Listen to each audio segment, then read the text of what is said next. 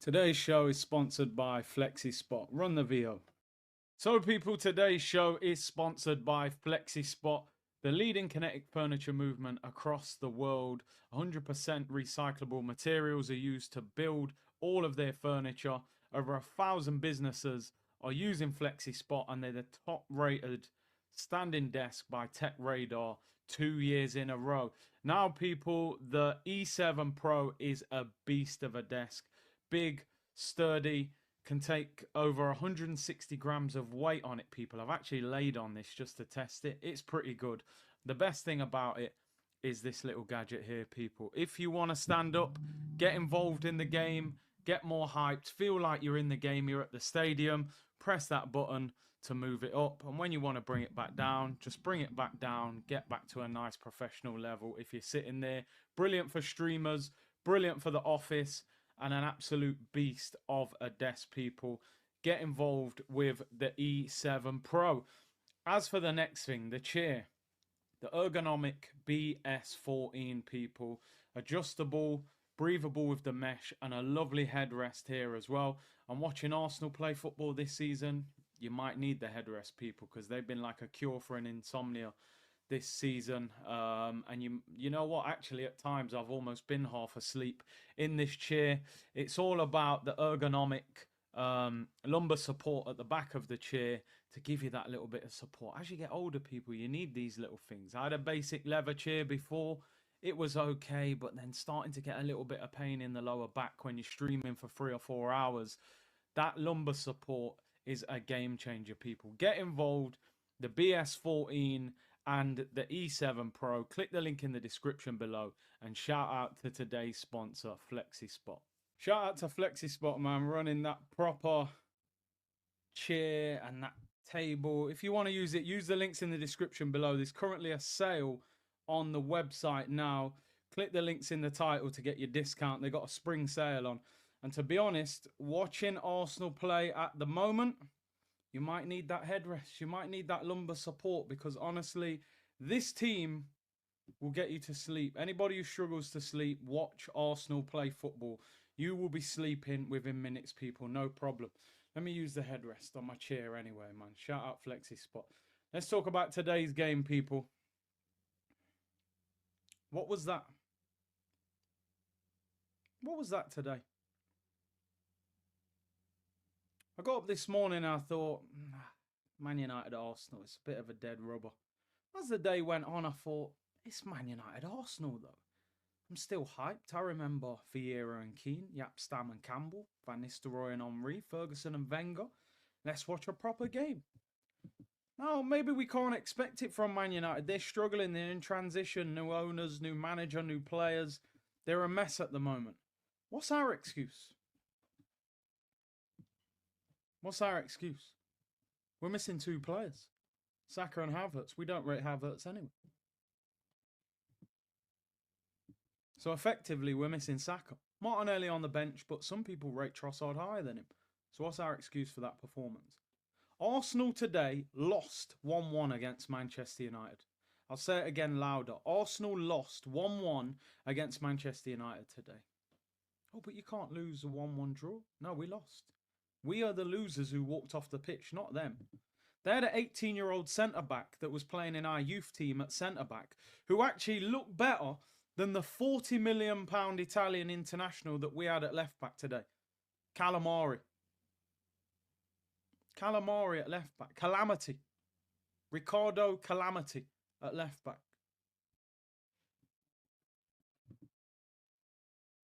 David Raya. Amazing saves today. We lose the game if it isn't for you. Just a quick word. When they get a free kick, stand in the middle of the goal, bro. Why are you showing him so much of that side of the goal? I said it during the fan cam, during the live stream. I'm not being wise after the event. He showed him that side. Bruno took full advantage. Stupid goal. What is Trossard doing fouling Garnacho like that? We'll talk about his performance shortly. David Raya, after that moment, was brilliant, but he has to do better. Calafiori, absolute stinker.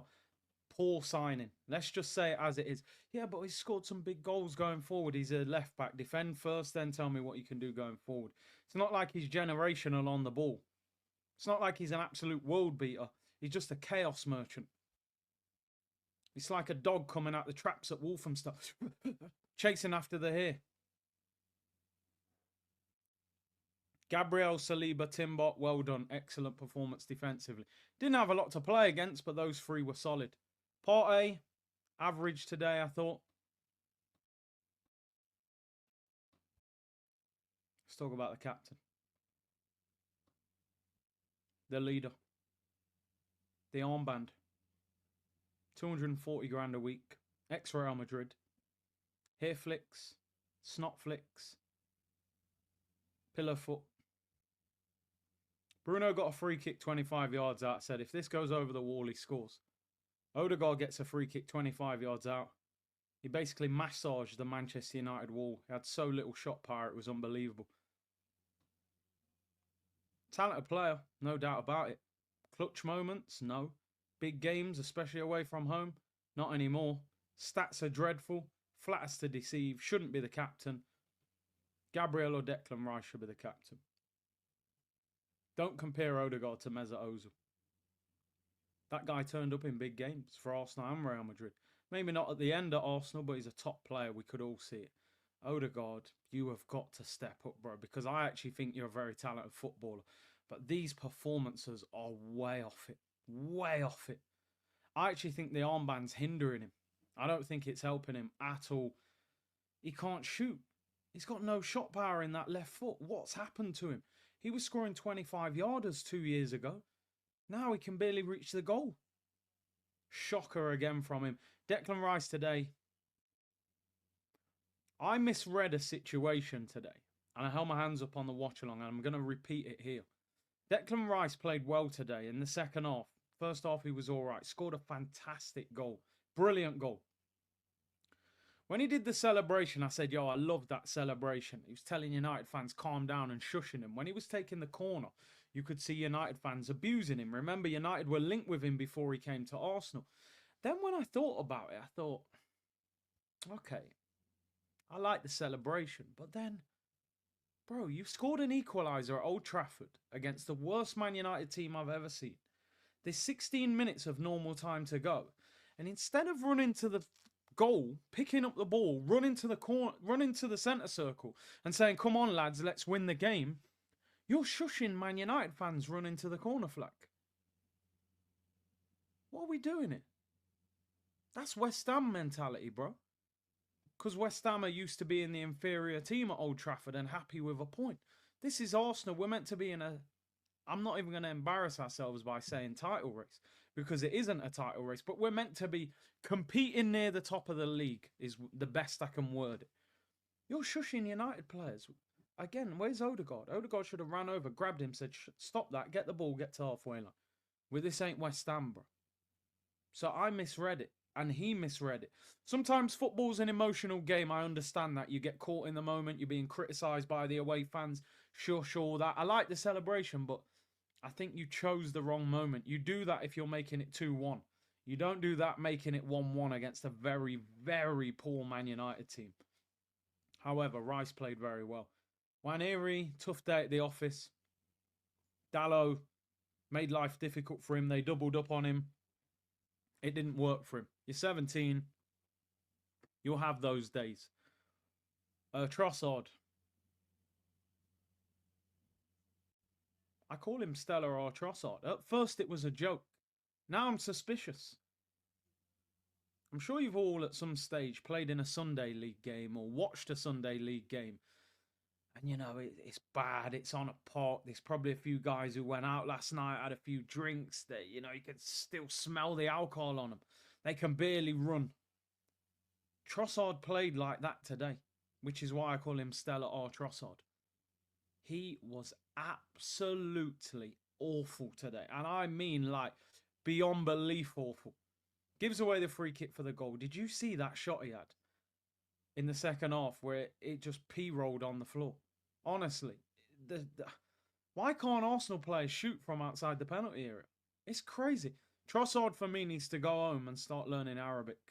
Al Ittihad, who made that offer for him at the start of the season, call them and beg them to come back and sign him. Bin him in the summer. Not good enough. Marino up front. He looked like a 28-year-old centre midfielder playing up front, trying to play up front. No chemistry on FIFA, no pace, no goal threat. That against any half decent back four, that experiment is not going to work. Reality of the situation. He was awful, but what can I expect? He's been awful in centre mid. He's been awful in centre mid, so why do I expect him to do well up front? He's not good enough. I think we have to get to a point now where we're calling that summer window one of the worst transfers in the history of Arsenal. The collective transfer window. Everybody's out there going, January's cost us the league, mate. January's cost us the league. If you have a proper summer window, you don't need the January window. Arsenal didn't have a proper summer when the money was available and they didn't get themselves out of the mess in January. Now, we could have signed Watkins for 60 million, but collectively we don't attack well. I don't think Watkins solves the problems. There's a collective issue with this team. Apart from Saka, attacking players fall down the ladder when they play for Arteta. This is reality. This is fact. Aubameyang got worse. Lacazette got worse. Eddie and Nketiah stayed at pretty much the same level. Nelson stayed at the same level. Willian got worse. Martinelli's got worse. Trossard's got worse. And Sterling probably got even worse as well. So there's a fundamental problem with our attack. This is the most embarrassing title race I've ever seen in the Premier League.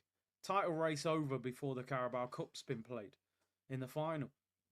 We've gone backwards this season. And just before I end this show, go and watch Mikel Arteta's interview after the game, where he walks out on the Sky Sports interview, who says, do you regret not buying a striker in January? Can you talk about the title race now you're 15 points behind? Arteta says no. Walks off. Why are you so angry, bro? Why are you so angry? You annoyed? Did they let you down in January? Maybe they did. I think they did. But I think you let the club down in the summer. Calafiori, not good enough. Can't defend. Marino, not good enough. Doesn't bring hardly anything to this team. And Neto and Sterling, we already know that. This was a disgraceful performance. The league's done. It's actually going to be difficult to go through 10 Premier League games with nothing to play for. Bring on Real Madrid, they're saying. Bring on Real Madrid. They're more open at the back. Listen, I would rather play Atletico. They got beat today by Getafe. I don't think they're as good as people think they are, but they are one of the masters of the low block. I just think with Atletico, because the first game's at the Emirates, we can have a go at them a bit more and then try and go over there with a lead. But let's be honest, the way we played today, we're not good enough to beat either one of those teams. So, but listen, today was a tough one, a boring one. It's going to be a boring end to the Premier League season. 10 games to go.